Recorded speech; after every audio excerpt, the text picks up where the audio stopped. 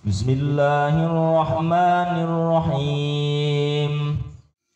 Assalamualaikum warahmatullahi wabarakatuh. Innal hamdalillah wassalatu wassalamu ala Rasulillah sayyidina wa maulana Muhammadin ibn Abdillah wa ala alihi wa sahbihi wa man tabi'ahu wa mawala. Qala Allah ta'ala fil Qur'anil Karim wa huwa asdaqul qailin. A'udzu billahi minasyaitonir rajim. Bismillahirrahmanirrahim. Ara'aita alladzi yukadzibu bid-din fadzalika alladzi yad'ul yatim wa la yahuddu 'ala ta'amil miskin. Al-ayah. Wa qala an-nabiy sallallahu alaihi wasallam laisa al-yatim yatimul ab walakin al-yatim yatimul ilmi wal adab. Al-hadis. Shadaqallahul azim wa shadaqa rasulul habibul karim wa nahnu 'ala dzalika minasyahidin wasyakirin. Alhamdulillah rabbil alamin. Alhamdulillah muhibbin mustami'in di mana saja berada. Pada kesempatan kali ini kebetulan kita yaitu di dalam keadaan bulan Muharram. Alhamdulillah Allah subhanahu wa ta'ala telah membarokahkan umur kita, memanjangkan umur kita, sehingga kita datang kepada satu bulan yaitu yang dinamakan bulan Muharram, di mana Allah Subhanahu wa taala dalam Al-Qur'an menyebutkan ada 4 bulan yang diistimewakan oleh Allah Subhanahu wa taala, yaitu diantaranya salah satunya adalah bulan Muharram. Bulan Muharram, bulan Rajab, Maulud Rajab, Sya'ban dan Ramadan. Itulah bulan yang dimuliakan oleh Allah Subhanahu wa taala. Ada apa di bulan Muharram ini? Bulan yang dimuliakan, di mana yang bulan ini sejarah dulu diberhentikanlah peperangan atau perang gencatan senjata, karena ini bulan larangan oleh Allah Subhanahu wa taala. Terus sekarang dipakai sama orang Jawa, ini bulan larangan katanya, nggak boleh nikah, nggak ada pernikahan dan lain sebagainya. Bahkan ada sakral-sakral, ini jangan dikait-kaitkan ke situ. Seluruh bulan itu kullu syahrin khair, seluruh bulan itu bagus, jangan dikaitkan ke situ. Itu ada sebab nuzulnya dulu. Tapi untuk pernikahan di bulan apapun boleh, di bulan apapun diperbolehkan, tidak ada larangan. Jadi rujukannya ke akidah. Kalau akidah, keyakinan kita kepada Allah Subhanahu wa taala, titik, tidak ada kata lain kita untuk mengikuti kata-kata lain, kata-kata orang tua dulu dan lain sebagainya. Maka khususnya di bulan Muharram ini ada peristiwa-peristiwa yang sangat bersejarah, di mana para nabi Allah, para nabi-nabi dulu. Pertama, kita melihat sejarah Nabi Allah Adam alaihissalam ketika dia dibangunkan dari sujudnya oleh Allah Subhanahu wa taala, dikarenakan diturunkan dari surga oleh Allah Subhanahu wa taala, telah melanggar satu perjanjian, yaitu tidak memakan buah kuldi. Maka diturunkanlah Nabi Adam. Atas skenario itulah adanya kita. Ketika Nabi Allah Adam alaihissalam disuruh mengangkatkan kepala ke atas, maka Allah Subhanahu wa taala di 10 Muharram itulah Allah Subhanahu wa taala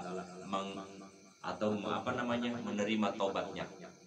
Menerima taubatnya Nabi Allah Adam alaihissalam dan dipertemukan dengan istrinya, yaitu Ibunda Hawa alaihissalam. Dan lain sejarah diantaranya yaitu sejarah Nabi Allah Musa alaihissalam ketika dikeroyok atau diserang oleh pasukan Fir'aun. Nabi Musa dan kaumnya berlari ke tepian pantai atau di pinggir lautan, maka di situ berhenti. Dengan atas izin Allah Subhanahu wa taala diperintahkanlah Nabi Allah Musa alaihissalam untuk memukulkan tongkatnya di permukaan air laut. Maka dengan izin Allah Subhanahu wa taala, atas mukjizat Nabi Allah Musa alaihissalam, terbelahlah menjadi 2 bagian. Ada jalan dari tengah-tengah laut menuju daratan yang lain, Yordan. Maka itulah terjadi 10 Muharram. Bahkan Nabi Allah Yunus alaihissalam ketika dia meninggalkan kaumnya, karena kaumnya itu sangat-sangatlah bodoh, sangat-sangatlah menentang, dan bahkan dia akan membunuh Nabi Allah Yunus alaihissalam. Nabi Yunus sekian puluh tahun dia berdakwah untuk menjalankan agama tauhid, yaitu agama Allah Subhanahu wa taala yang dinamakan agama Islam. Tetapi apa? Jawaban dari para kaumnya nihil. Pendapatannya nihil, tidak ada sedikit pun yang iman. Maka tengah hari, tengah malam, Nabi Allah Yunus alaihissalam dia niat untuk menjauh dari kaumnya, kabur dari kaumnya, tidak bertanggung jawab. Sudahlah, saya sudah tidak akan bertanggung jawab lagi atas semua ini. Maka Nabi Allah Yunus alaihissalam naik satu kapal, maka di kapal dia terjadi goncangan. Maka ceritanya yaitu dimakan ikan karena oleh nahkoda, dia ceburkan ke laut atas undian kebijaksanaan seluruh penumpang kapal, bahwa seluruh penumpang kapal akan diundi, siapa yang nama keluar itulah orang yang diceburkan ke laut.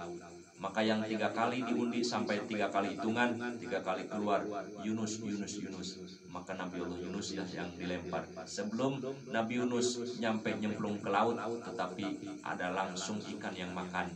Di dalam perutlah dia berdoa kepada Allah Subhanahu wa taala. Nah, di 10 Muharram itulah Nabi Allah Yunus alaihissalam dimuntahkan dari perut ikan di daratan. Itulah yang diterima tobat semua. Banyak lagi sejarah-sejarah, tetapi untuk kita apa? Manfaat kita apa? Apa yang kita kerjakan di bulan suci Ramadan? Rasulullah SAW berbagai macam hadis dia sudah mencontohkan. Ketika 10 Muharram, Rasulullah SAW memanggil atau mendatangi seluruh anak-anak yatim. Ketika kita menceritakan Rasulullah SAW, Rasulullah sendiri ketika dilahirkan dia sudah menjadi yatim. Maka Rasulullah dengan dirinya sendiri dia mengangkat dari pengalaman yaitu anak yatim. Disambangilah anak-anak yatim, dia pegang kepala anak yatim, didoakanlah anak-anak yatim itu dan diurus sebagaimana dia mengurus seperti anak-anaknya. Itulah contoh untuk kita adalah Rasulullah SAW menyayangi, menyantuni, mengurus pendidikan dan lain sebagainya. Nah, kewajiban kita adalah ittiba, mengikuti jejak Rasulullah SAW, yaitu adalah menyantuni anak yatim. Caranya bagaimana? Anak yatim itu kan, yatim itu adalah cirinya ketika dia tidak mempunyai seorang bapak nasab bapak nasab asli, dia tidak mempunyai bapak nasab. Itulah anak yatim, dia kurang kasih sayang dari seorang bapaknya. Terus yatim yang bagaimana? Saya pun yatim. Nah, saya ditinggalkan oleh orang tua saya, bapak saya, abah saya sudah punya anak. Apakah saya termasuk yatim? Nah, ini dibagi lagi.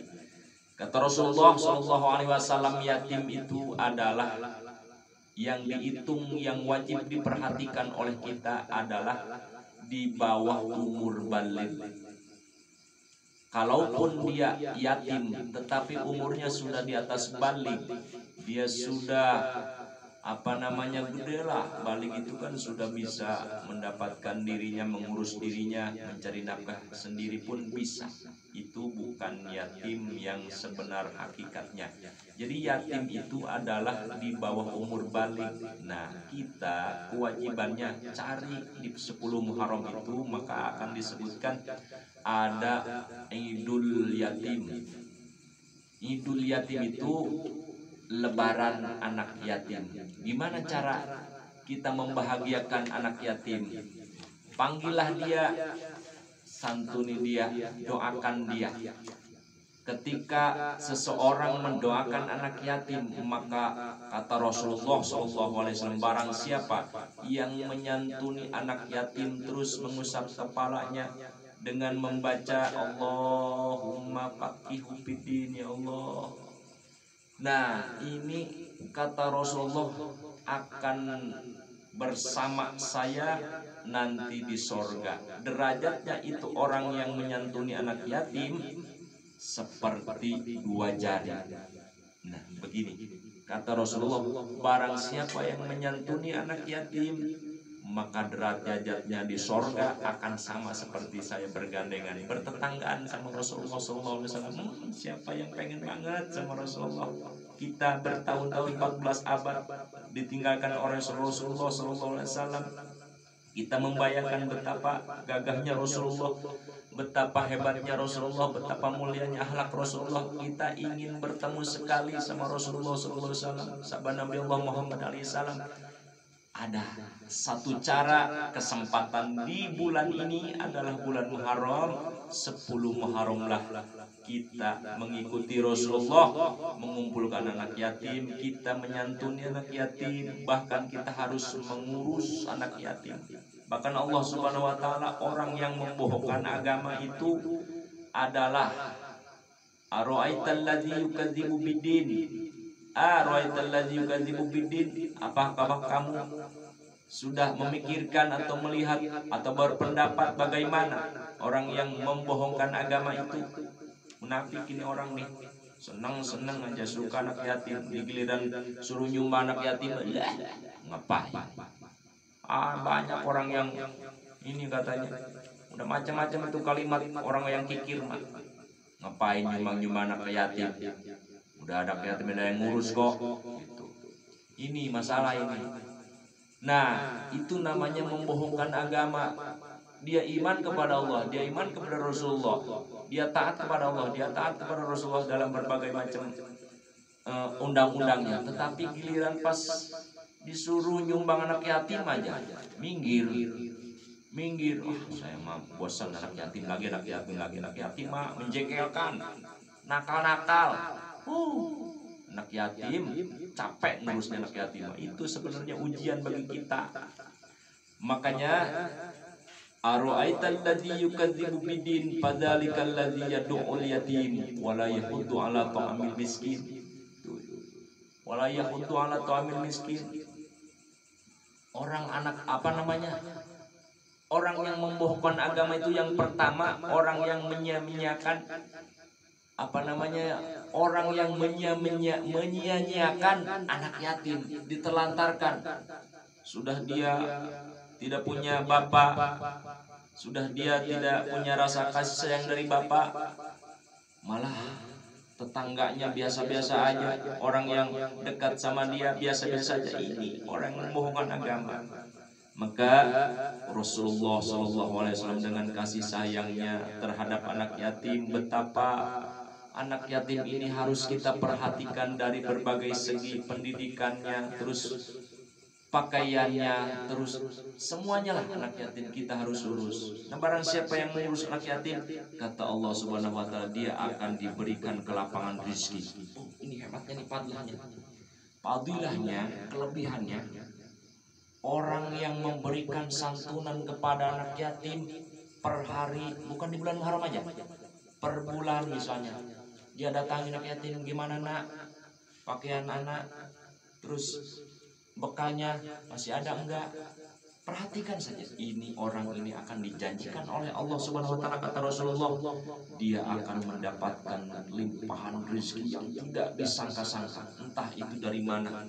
Inilah kehebatan anak yatim. Sebab anak yatim itu doanya mustajab, tidak ada penghalang antara dia sama Allah sama Rasulullah. Anak yatim.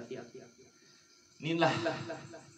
Maka dalam Al-Quran Allah Subhanahu wa taala menjelaskan, wa yas'alunaka 'anil yatama qul islahul lahum khair. Kata Allah Subhanahu wa taala, al-ayah al-makna Allah wa rasuluhu alamun bi muradih. Wa yas'alunaka 'anil yatama. Ketika seseorang menanyakan tentang anak yatim, bagaimana anak yatim itu, qul islahul lahum khair. Katakan Muhammad, mengurus islah itu, mengurus anak yatim, memperhatikan anak yatim, menyantuni anak yatim, itu adalah khair, pekerjaan ibadah yang sangat baik, yang sangat bagus, indallah, menurut Allah Subhanahu wa taala dan Rasulnya. Maka Inilah saatnya bulan Muharram kita manfaatkan bagi kita, bagi siapa yang diberikan kelapangan rezeki oleh Allah Subhanahu wa taala, maka kita cari anak yatim di mana saja berada, terutama yang paling utama di sekitar lingkungan kita. Apakah kita melihat atau mendengar si A, si B yatim masih kecil, dia tinggalkan bapaknya.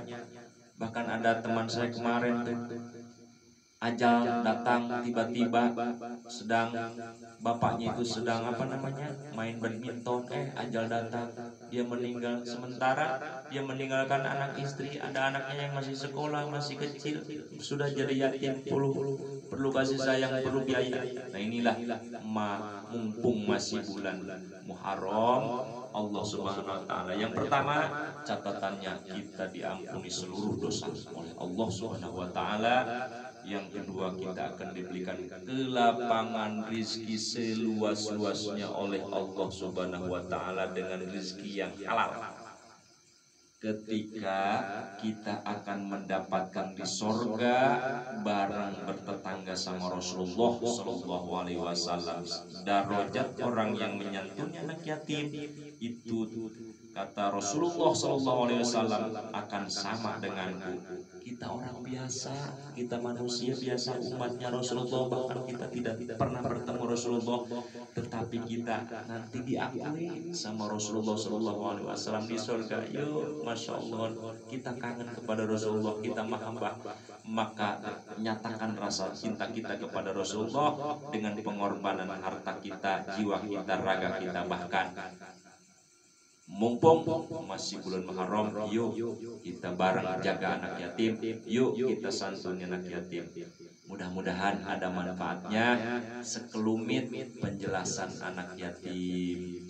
Hadanallahu wa iyyakum ajmain. Assalamualaikum warahmatullahi wabarakatuh.